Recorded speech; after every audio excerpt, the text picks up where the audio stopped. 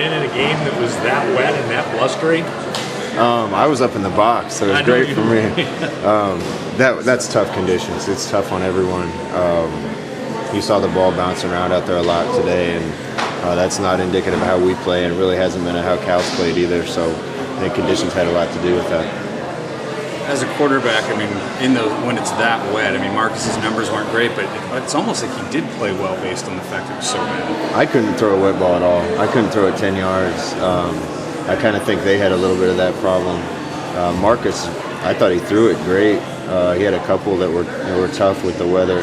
We had trouble catching it, honestly. I think the receivers had more of a problem than Marcus did. Marcus handles wet balls well, but when those gloves get soaked and the ball's coming in there, spinning and coming fast, those guys had a little bit of a tough time catching it. Have you ever played Stick with the game plan, and in these conditions, when do you tear it up, if you ever do? This is no different than any game, and I say this every week. They came out and they were in odd and bare fronts as much as they were in over fronts. They've been in a 4-down almost every snap of the 2013 season, and we saw something completely different from the front. Obviously, the conditions kind of changed our game plan a little bit. We tried to keep throwing it, but we were probably beating our head against the wall a little bit just because, like I said, I think Marcus threw it well. We couldn't catch it in those conditions as well.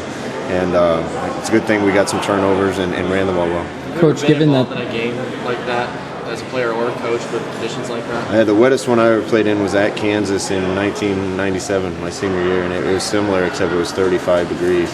And we didn't throw it, but we never threw it. Coach, given that the fact that there is wet weather out here quite a bit and there could be a lot more going forward, is that something you guys are going to practice a little bit more with wet balls or something like that?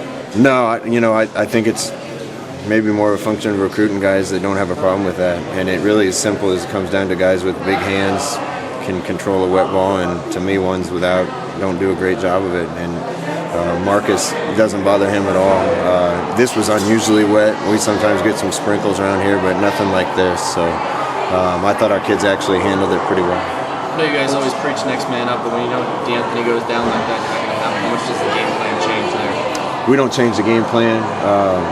If we have anything special in for D'Anthony, obviously we won't go to that, but we're not going to change what we're doing. Byron can step in and do a great job. Thomas is coming along. We got a bunch of guys on the outside that can make plays, so we're going to keep calling what we call. It's to be the next man. Coach, how much did you guys address the weather this week in preparation? All we really did was talk about it.